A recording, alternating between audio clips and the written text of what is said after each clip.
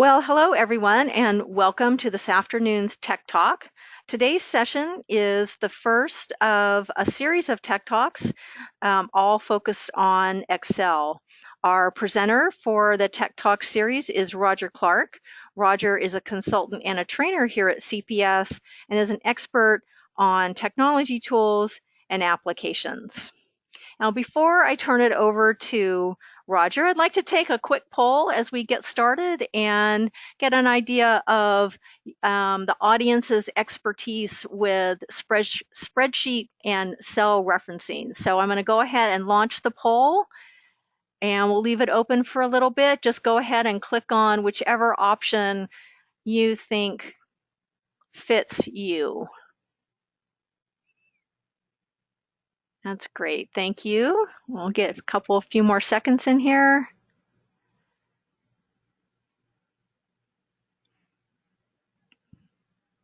Almost everyone's voted. Anybody else? 90%. All right, so I'm going to close the poll. We got a good number of responses, and let me share. So we have, oh, can everybody see that? Let me share. Few people know nothing at all, know a little bit, and know just enough to be dangerous. Well, that fits me too. Know just enough to be dangerous. So now, thank you for sharing. You are in the exact right place for learning a little bit more about cell referencing. And with that, I will turn it over to Roger. Good afternoon, everyone. We are going to spend about 15 minutes in sort of a demonstration of a spreadsheet referencing. Again, this is not designed to be a full Excel course. This is designed to be a quick down and dirty on one aspect of Excel, in this case, cell referencing, and understanding how this is probably, in my opinion, the most misunderstood portion of working with Excel.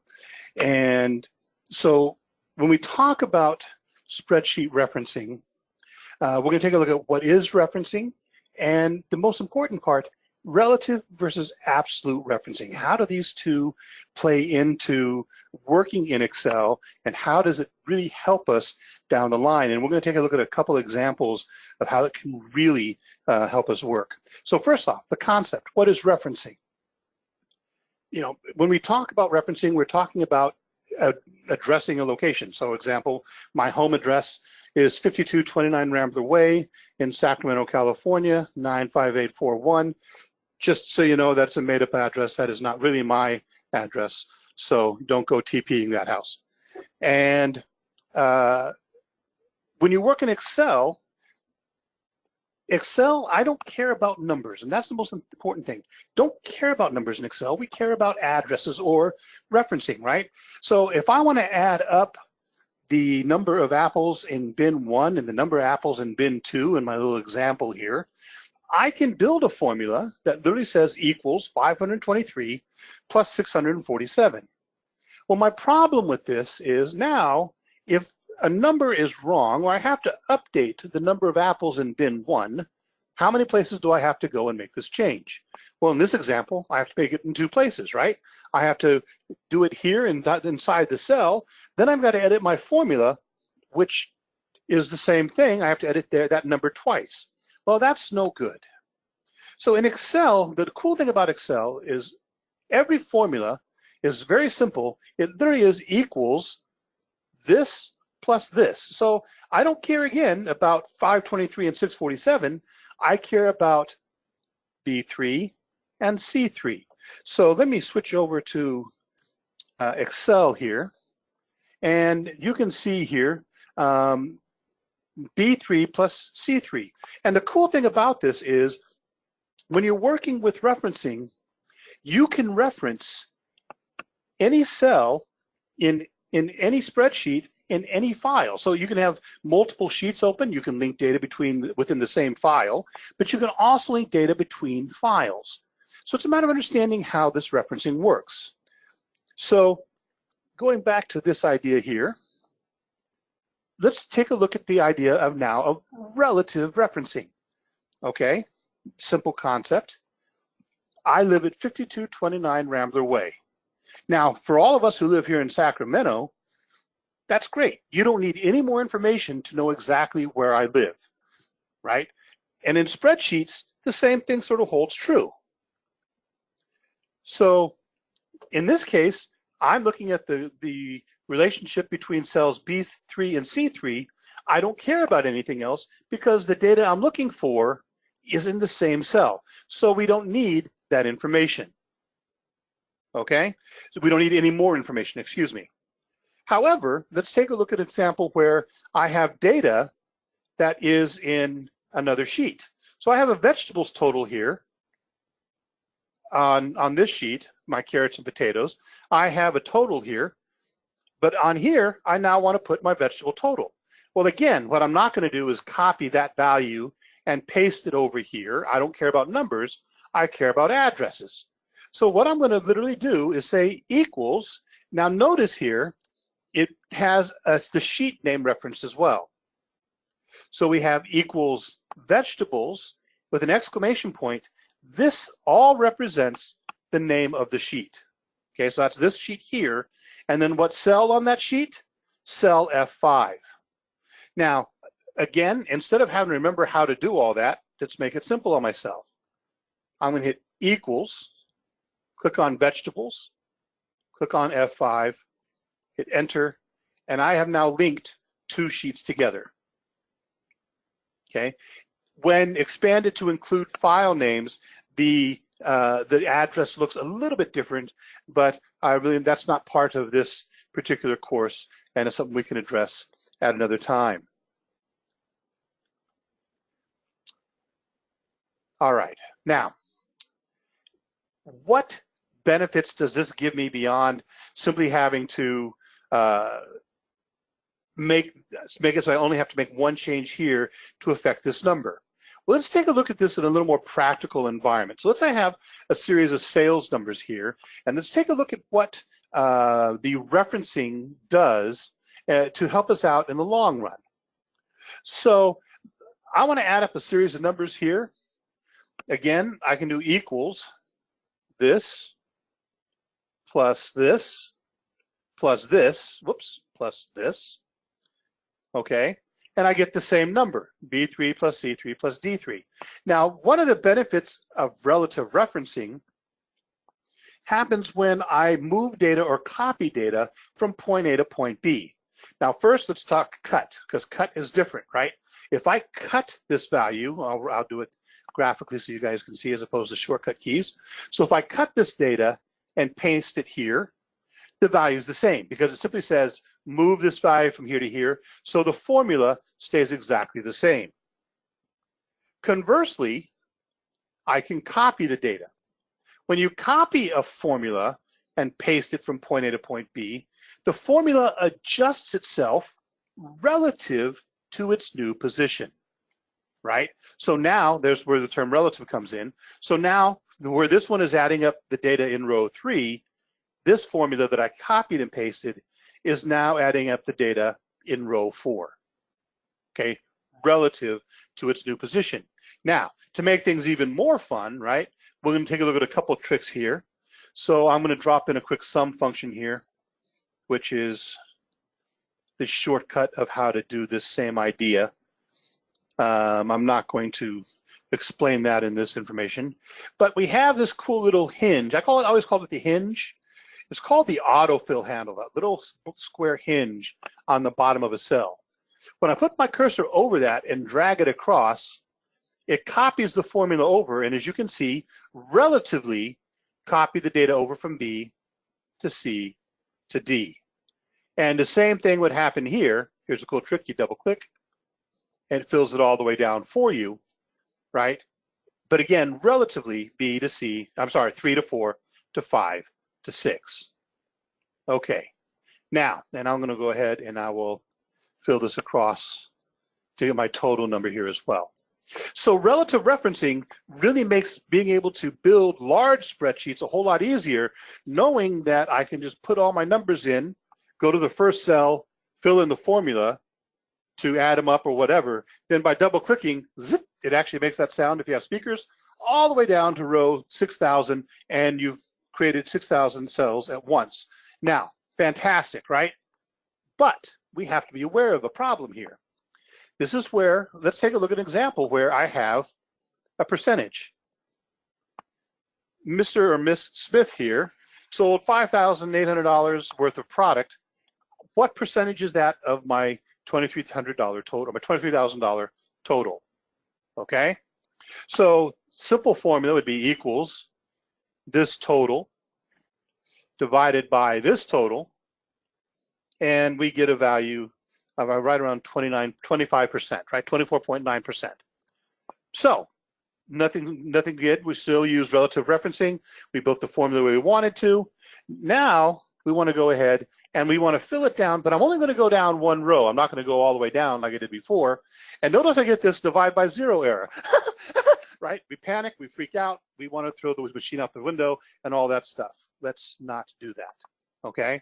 So first off, when you make a mistake in an Excel program, actually, let me hold on that. Is this really a mistake? Well, yes and no.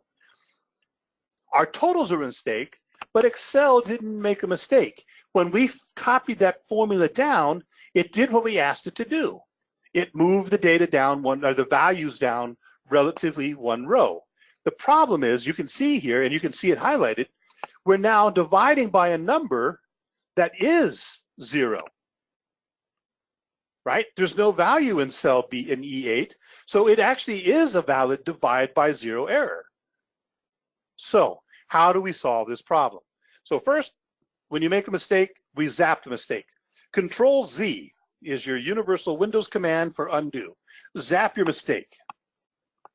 Now, this time we're going to do something a little bit different. Let's simply edit the way this formula is built. Cool little trick, if you hit the function key F2, by the way, you go into edit mode on a cell. And so now I'm going to go in here, and this time we could build the same formula the same way. So actually, let me backspace out of all this here. So I'll build it the same way, equals, and notice I'm just clicking on the cell, equals this divided by this. Now here's the difference. Now I'm going to hit the function key, those across the top of the keyboard, the function key F4. And it puts these dollar signs after the data. $E, $7, right? This is called an absolute reference. This says no matter what happens to the formula, if you copy it down, this value stays the same. It puts a lock on that value. Now, F4 is a toggle feature. You can actually hit it several times. And for example, if I hit it once, now we've locked in the row. So it's only going to stay on row 7, but it can move from column E to column F. Conversely, now it stays on column E no matter what, but the row number is allowed to adjust. I use these a lot of times in big spreadsheets, locking in a row or column on formulas just to help make it's sort of a safety feature for me more than anything else. So as I'm doing the autofills, I know that I'm going to get what I want out of them. And then finally, it cycles back around. I'm hitting F4 repeatedly, and it cycles back around to nothing. And one more time, back to what we truly want, which is the total in cell E7. So now when I hit Control Enter, you heard me say Control Enter. What's that do, Roger? I'm glad you asked. A lot of times in Excel, I'm working on a cell. I want to edit the cell. After I finish editing it, I want it to stay on the same cell. I want this to be the active cell. I don't want it to advance. Normally, when you hit the Enter key, the cursor moves down a row, right? But if you hit Control Enter, it finishes editing and stays on the same cell. It's just an editing trick. That's all it is. It didn't affect how Excel calculated at all, okay? And now I'm going to grab this little hinge and drag it down. And now you see I get my percentages. The first part still changed relatively from E3 to E4, and I'm looking at my formula bar up here, from E3 to E4 to E5 to E6, but all of them were calculated against the same value of E7 as the total. Okay, now that sort of brings an end to my portion of this. So now I want to open it up for questions for anything that you guys might have about this process that I can help you out with. While I'm waiting for some questions to come in, I do have a few that were asked from Let, this morning's class. Oh, go Sorry, ahead. Roger, I didn't mean to interrupt. Go ahead and put your questions in the question box, and as they pop up, we'll have Roger address those. So go ahead and use the question box for any questions you have. Sorry, Roger. No problem. So again, so while you guys are puzzling that out, a couple of things that were addressed for me this morning. One of them asked a question specifically, is there a list of all of the formulas in Excel? Well, more accurately, probably all of the functions in Excel. Well, there are literally thousands of functions, and it is a beast to, if someone were to try to print out a list, it would be its own book. There are a couple of things that you can do to help with functions. First off, the search feature in Excel is designed to be much more user-friendly. So you can actually, where the help is up here, you can actually click on the help and type in help for different, you can use plain English to find for functions. How do I add cells? Learn how to type. And then it gives me a list. Oh, it did not use plain English. Oh, and I wanted to use find and replace. I didn't want to do that at all. But more than anything else, I will tell you this, ladies and gentlemen, when I first started using Excel, the tool that helped me the most was looking at spreadsheets that other people built, okay? There's a tremendous amount of help built into Excel. So just for example here, in this, I used that sum feature earlier. Did you know that every single function in Excel has its own help file? You can click inside of a function. When you do this, notice I get this little tooltip here that sort of helps me how to build the formula, okay? And the name of the function is hyperlinked. When I click on this hyperlink, it's now, it switched over to my other monitor here. Let me bring it over here for you. It turned around and gave me help on the sum function. It told me how to use the function, what's called the syntax, which is how this works, right? It gives you the video examples, and even there used to be, well, it's not quite as late that it used to be, but video examples of how to use the function. And that's the cool part, right? So everything you need to know, best practices on problems, and I'll tell you guys, this is really helpful information. So there's a tremendous amount of help built right into Excel with regard to working with formulas, okay? So I would open up these spreadsheets that someone else created. Anytime I came across a formula that I didn't understand how to use, I would simply go in, look at the help file, and see how they use it, and then I would start playing with it. How does this apply to me? Can I use this on my own, in my own methodology? So it really helped me a lot. So there's a tremendous amount of help built in, and also don't be afraid. Remember, Google is your friend, right? You can always go to the internet. You can find a tremendous amount of help right there. There's actually a website called mrexcel.com, mrexcel.com. Fantastic help resource. There's a tremendous amount of help on Excel, and even for very odd or one-off situations, you can find a tremendous amount of help out there. Let's see, I had one or two others here.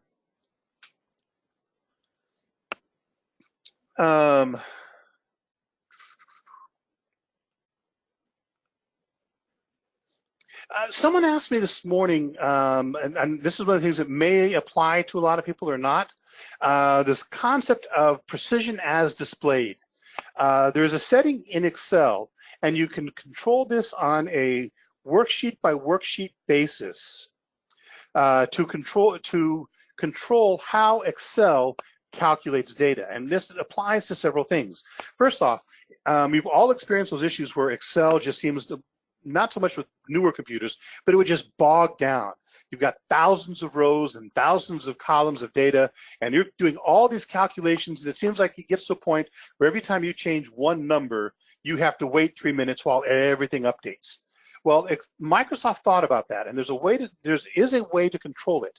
One, you can tell Excel to only calculate when you tell it to calculate. So when you force calculation, okay? So, and secondly, if you're working with numbers, dollars and cents, we have to remember that Excel is a very brainiac calculator, right? It's calculating out hundreds and thousands of positions of decimal points, right?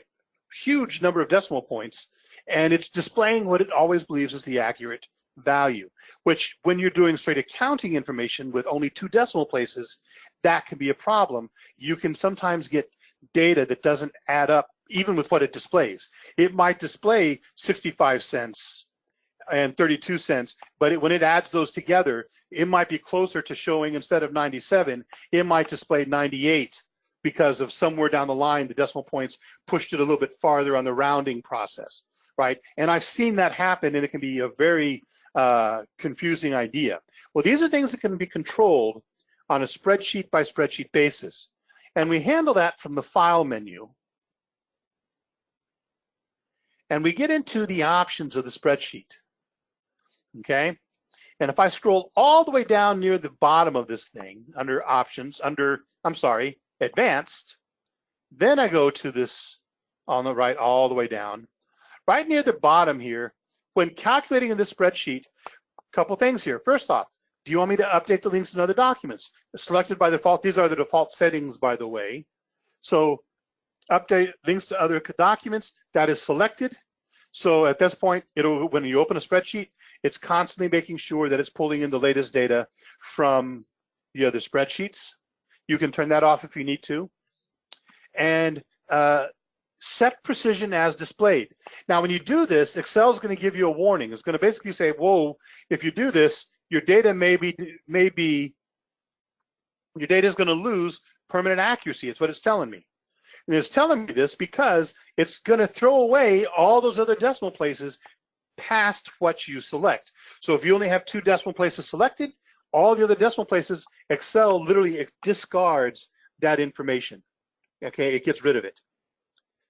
Okay, and so at that point, your spreadsheet will not be as accurate scientifically, but it may be more accurate for what you're looking for.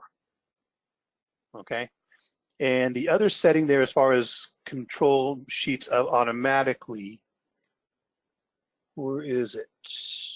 I have to find it. Is that on the general? No.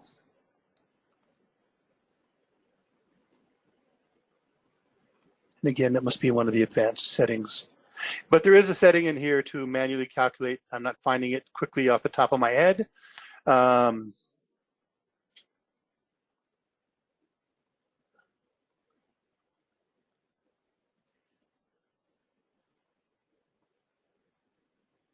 I don't see it off the top of my head.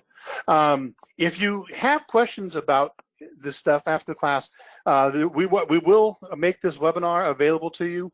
It's going to be on the internet site, as well as I'll make sure that they have my email address attached to this, so you guys can send me emails as well, and I'll be able to help you out with some of this stuff. I have not seen any questions at this point. So that means I did a really good job of explaining things so well that no one has any questions, and that just makes me feel good. So at this point, I'm going to turn this back over to Karen, and if she has any last minute information for you guys, and then you guys, thank you for your time, and I appreciate it. Yeah, thank you, Roger. And we still have a few more minutes if anybody has questions they want to ask in our last 5 or 6 minutes here. I did want to mention that, was only a 15, 20-minute segment on one part of Excel. We do have a new class that will be available at the end of September. Look for it on the website, a full day of Excel, where Roger will spend a great deal more time going into more specifics around really key functionality um, of the tool. There's a lot that Excel can do, and 15, 20 minutes on one thing. But if you want to learn more, it will be on the website within the next couple days. And and of course, this is the first in the series of the Tech Talks. So thank you for your time this afternoon, and we look forward to seeing you the next time. Everyone have a wonderful afternoon.